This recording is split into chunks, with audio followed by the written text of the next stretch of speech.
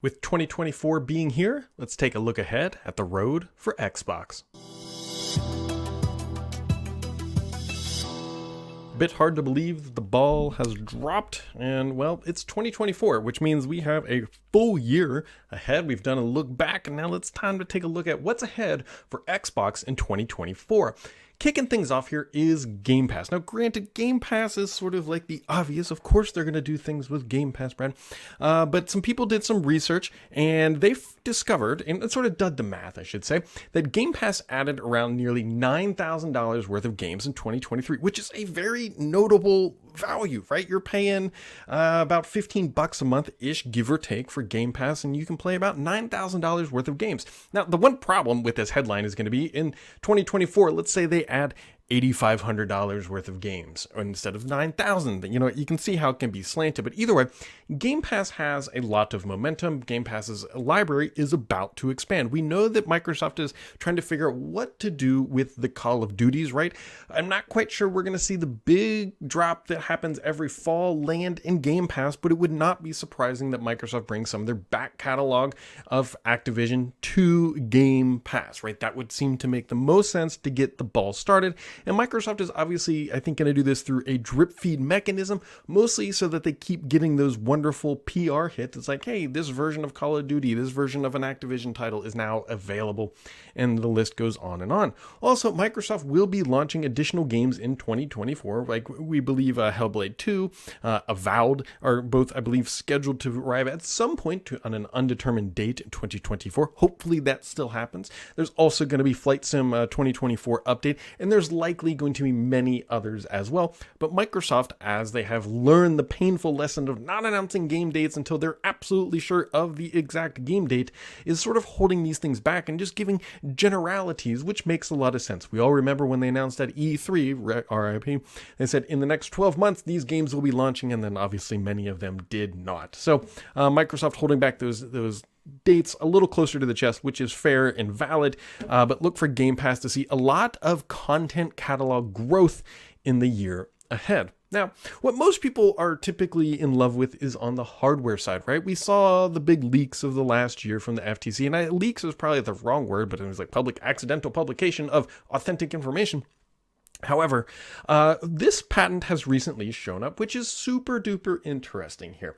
Now, this is what some publications, and I think it's a fair analysis, are referring to these as like Xbox Joy-Cons. Now, Microsoft, we're not quite sure if they are going to truly do a handheld. I'm of the opinion that they probably shouldn't. However, it doesn't mean they're not going to launch first-party accessories. We've seen things like from the Backbone and other things out there, but this is very clearly a device that could attach to a screen and add the controller functionality that Microsoft knows that the people on mobile phones desire to play these mobile games. And so the patented controllers are described as platform-agnostic solution that includes a self-adjusting gripping mechanism to account for various device thicknesses, meaning, hey, it's going to be able to work on any device, just about any reasonable thickness.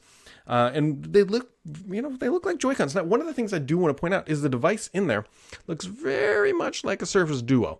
So I'm guessing that maybe this is like their sort of potential default, but you can see like, right, the foldy screens, the hinge in the middle. It looks very much like a Surface Duo that they are using for the patent demonstration.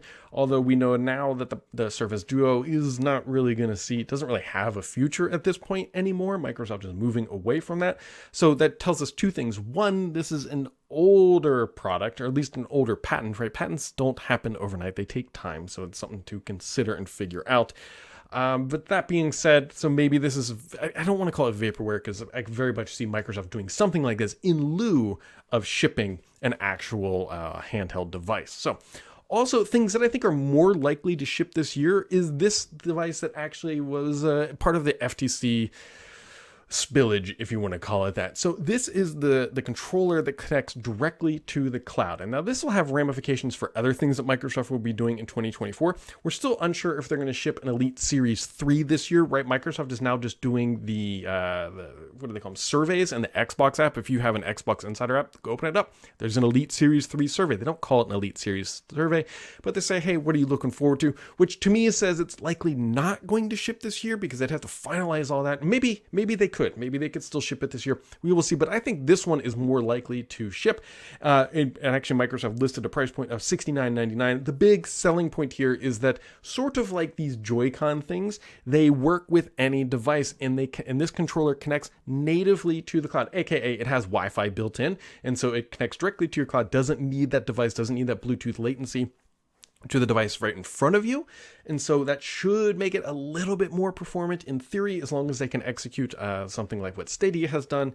And so this device actually would seem like it's more likely to launch this year because of Microsoft's cloud or mobile gaming ambitions, especially since targeting, the documents actually said they were targeting a May release. So if we don't see this in the first half of the year, either A, it got delayed, which is obviously a plausible thing, and they're saving it for later in the year, but it looks like Microsoft was actually trying to bring this to market a little bit sooner than we might expect. Now, you can't ignore these things, right? At the end of the day, this is the Brooklyn and the Ellwood, and the controller still up there too, and you can see a timeline in the bottom right. It has been speculated that Microsoft might be moving away from the Ellwood and the Brooklyn in favor of releasing a console in 2026, and we will know by the second half of this year if these consoles do launch. Then the 2026 date probably isn't going to happen. But if we don't see the things on the left side, those two consoles, then we are likely to see a console refresh in 2026, which is even better than Microsoft's own initial, which was targeting a 2028. We don't know if it would be like an Xbox Series Pro. Like, that feels a little weird if they're going to launch something in 2028.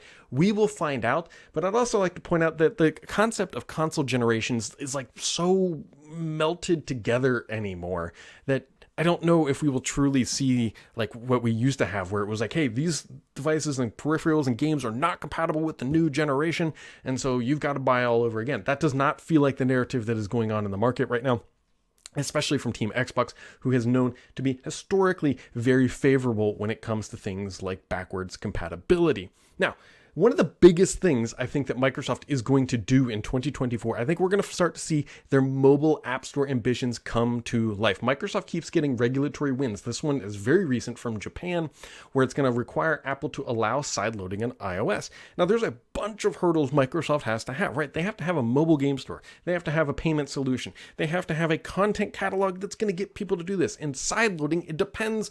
The description of sideloading can be very limited. So if Apple requires you to actually plug it into a PC, that is going to dumpster fire any sort of real ambitions. But however, if Microsoft can make it so you can like, hey, visit our Xbox page, download the Xbox Game Store for your device, and do it all through the web, that might give them a fighting chance. We're seeing regulatory pressure from not just in Japan, but also in the EU, and notably also likely in the US as well, where Microsoft is gearing up, and they are, and I mean gearing up, for a mobile rush to try to take market share, because they are one of the few companies that can do it. The keyword being few. That means there's other competitors. I don't know if Microsoft, in a nutshell, wants to be the Steam of iOS and Android, right? Steam has done a wonderful thing for gaming on the PC platform, and Microsoft desperately wants to position themselves like that on iOS and Android, and they are doing everything they can in a rush so that when these things come online, they will be in a position to launch. Like, this is a very real thing. This is part of the Activision deal, how they got King.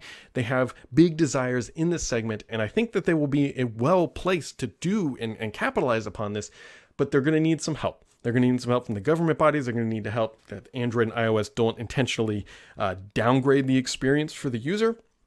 And so we will see, but Microsoft is working feverishly on this effort because it's a must-win scenario, according to what people are talking about inside the world of Xbox. And I mean, insiders are saying, look, this is a must-win scenario for Xbox.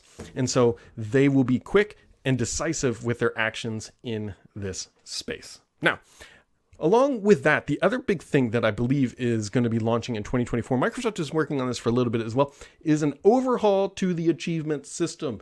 This is something that Microsoft has needed for a while. Xbox, I mean, they may not have coined the achievement platform, if you will. I'm sure there's other examples out there, but they definitely made it games like mainstream on the console.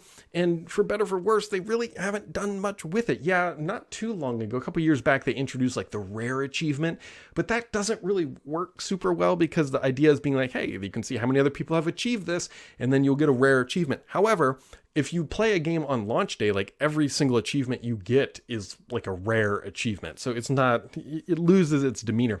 And so Microsoft is working on an overhaul to this system. I'm super interested to see what they will do. And honestly, how are they going to deal with legacy titles that have achievements? Maybe they can do something smart about it, or the types of achievements, right? I believe on the PlayStation side, they have different levels of achievements. Microsoft could do something similar for going on a go-forward basis, if you will. They've got a lot of things they can play around with, but achievements have been underplayed for a while, and look for those to get refreshed in 2024. So we've got some hardware, we've got some software services. Hopefully we'll have a few shadow drops. I'm hearing that Microsoft is trying to line up, but again, those could be very finicky. Think of things like Hi-Fi Rush. Nobody knew about it a year ago right now, and now everybody knows about it. And it got some big accolade mentions through the Game Show Awards. And so Microsoft is working on a full and robust catalog for 2024. They've got a new game catalog. They've got new hardware ambitions. They're going to try to do things on the mobile side. So they've got a big year ahead. And if you want to stay updated on everything Microsoft is doing now and in between and in the future, make sure to keep it subscribed here, because the only BS on this channel is me.